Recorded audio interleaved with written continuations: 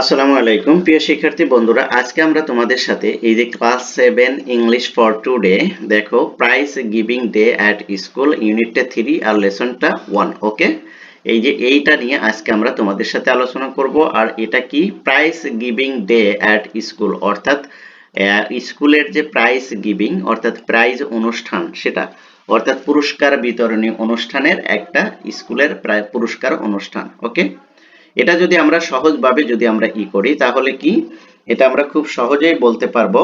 সেটা হলো যে এই ইটা কিন্তু তোমাদের জন্য খুবই খুবই গুরুত্বপূর্ণ। ওকে, কেন গুরুত্বপূর্ণ সেটা আমি বলছি, কারণ এই মডেল কোশ্চেনটা তোমাদের অনেক এক্সামে এসেছে। তোমরা একটু ভালো করে এটা দেখবে, এখান থেকে কিন্তু তোমাদের আসতে পারে। ঠিক আছে, প্যাসিন প্যাসেজ যেটা সেটা কিন্তু আসতে পারে এখান থেকে।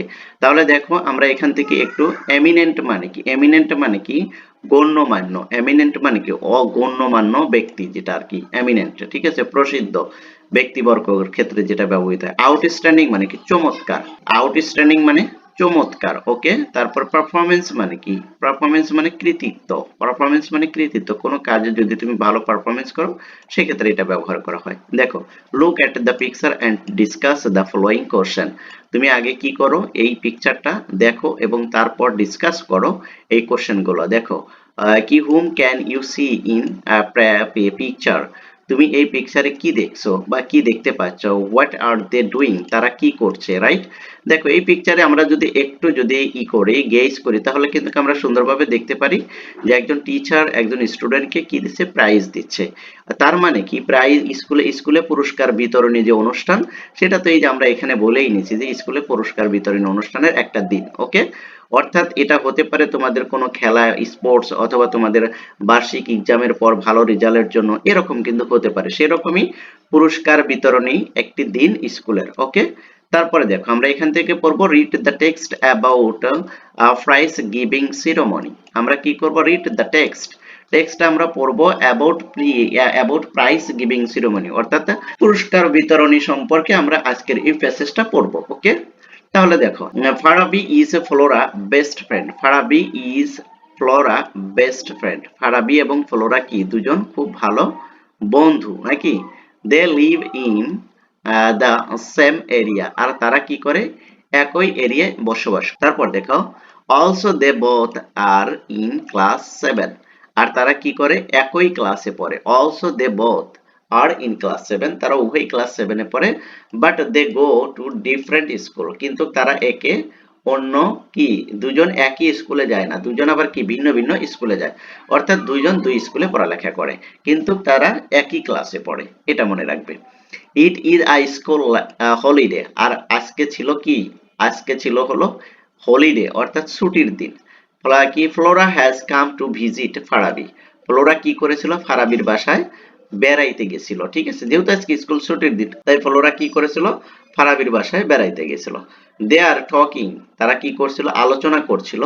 Flora wants to know about the prize giving ceremony of Farabi's school.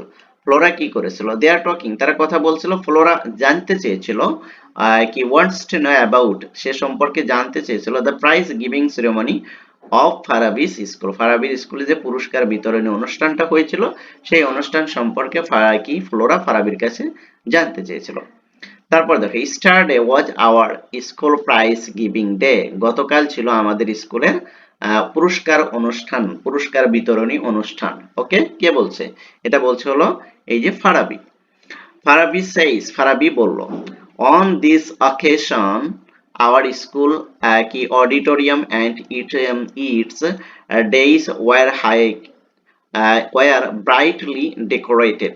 কে বলছে, বলছে on this occasion, এই দিনে বা এই অনুষ্ঠানে our school auditorium, আমাদের স্কুল অডিটোরিয়ামের মিলনায়তনে অনেক জাঁকজমক একটা ব্রাইটলি ডেকোরেটেড, অনেক সুন্দর করে সাজুগুজু করা হয়েছিল, অর্থাৎ ডেকোরেটেড করা হয়েছিল, সাজানো হয়েছিল। কোথায়, অডিটোরিয়াম অর্থাৎ যেখানে অনুষ্ঠান হয় স্কুলে, সেখানে সেই অডিটোরিয়াম বা মিলনায়তনে এগুলো করা হয়েছিল।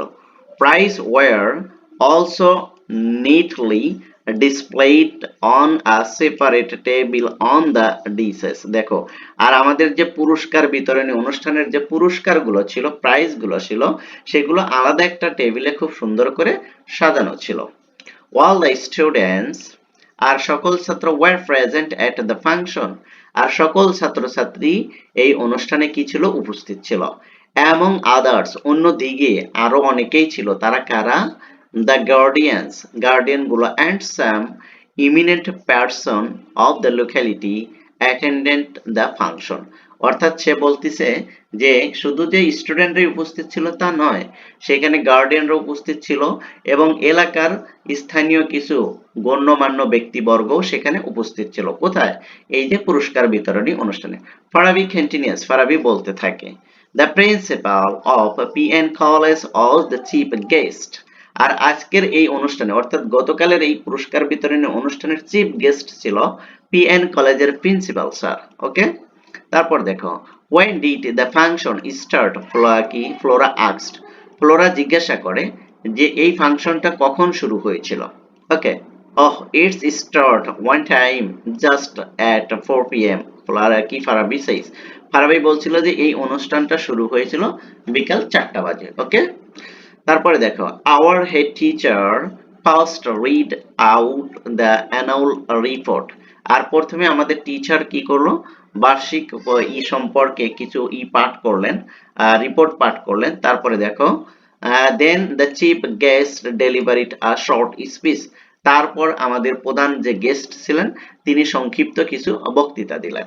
তারপর দেখো, he highly praised the overall performance of the school and its excellent GSC SSC exam result, তিনি কি করলেন, আমাদের স্কুলের এসএসসি জিএসসি এসএসসি এবং ওভারঅল সকল পারফরমেন্সের জন্য ভূয়সী প্রশংসা করলেন।